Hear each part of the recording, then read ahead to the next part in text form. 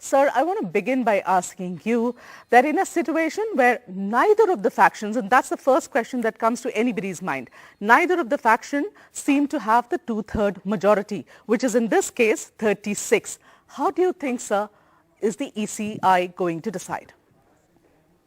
The entire process which we are going through is predictable. This is exactly what has been happening before and is happening now. So, number one, clarification that the Election Commission does not enter into this fray suo motu. One party has to approach it.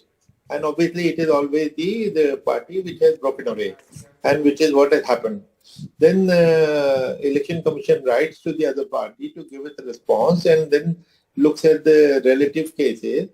And the only criteria on which it decides these cases under Election Symbols Order of 1968, paragraph 15, that's very crucial because it determines the procedure.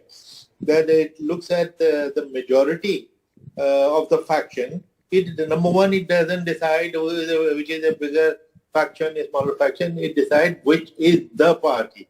The majority faction becomes the party. And it looks at the number of MPs, MLAs and MLCs on the one hand, and also the organizational structure. What is the split, what is the distribution of members of various office bearers. So these two levels they examine and then they decide whichever they think has the majority be declared as the party and everything is handed over to them. Okay, so Mr. Quraishi, you are saying the majority of the numbers, whichever side they are. So currently we have a situation wherein both the factions are claiming that they are the original party, the symbol should go to them, they should be called the original NCP. So according to what you are explaining, sir, should it then be going to the Ajit Pawar faction given the fact that they have more number of elected representatives? Is that what you're saying?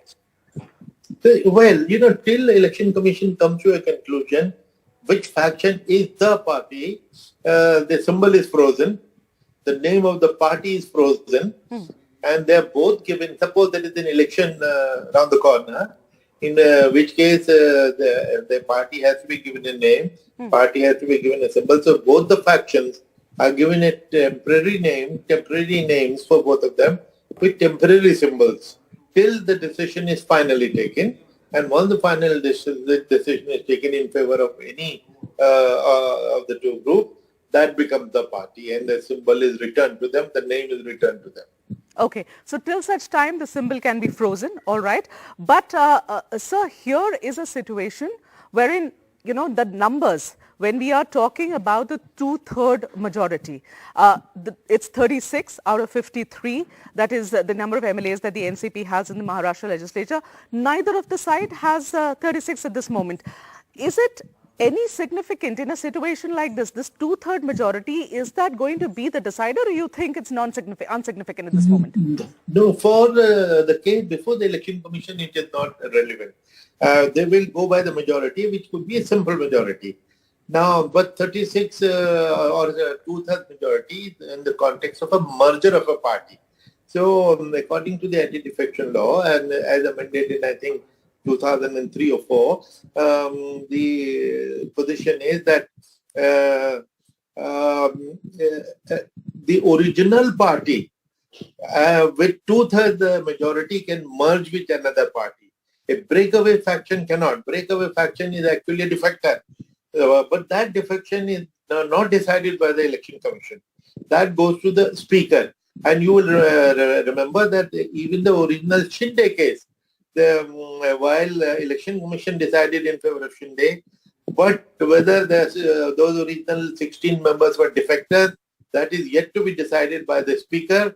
And Supreme Court had asked the Speaker to give an order in a time-bound thing and that fixed time frame. I think it is 8th of next month, and a speaker has to decide about the defection. But meanwhile, Election Commission, on the basis of the simple majority which was proved by Shinde faction, they declared it the party. So, Mr. Quraishi, it's very interesting, sir, when you say that, the original party with two-third majority. Here is a situation where the founder, the original founder, is a faction with which is definitely not close to two-third, and the breakaway faction is also not close to two-third and doesn't have the original founder. So here is a situation that's a little sticky. Yes, yes, indeed. Because that is something which is complicated. Because although many people feel, and I've been watching the debate also, that if one faction, Ajit Pawar faction, has two-thirds, actually the language of the law there is that it has to be two-thirds of the original party which has to merge. Now, original party is obviously the mother party, which is Mr. Pawar. So let us see how it goes, because not only the speaker will be giving a judgment, but the speaker's order finally will be justiciable. It may, and I'm sure it will go to the Supreme Court. That was my final question with you, Mr. Quraishi. The speaker has already been approached by both the factions now. So you think the ECI will have to wait for the speaker's decision, because speaker is expected to decide legitimately which one is the original, who gets the recognition as an NCP is something that the speaker is expected to decide. Will the ECI wait till then? Well, actually, that's a very good question, because it is extremely crucial whether defection law applies and those people are declared as defectors. But in the Shinde case, Supreme Court said initially Supreme Court asked the Election Commission to stay till the speaker takes a decision. Later on, they had asked the Election Commission to go ahead and decide their part of the case. And the Election Commission went ahead and decided the case. If we go by that example, the precedent which just happened 6 months ago, Election Commission doesn't have to wait.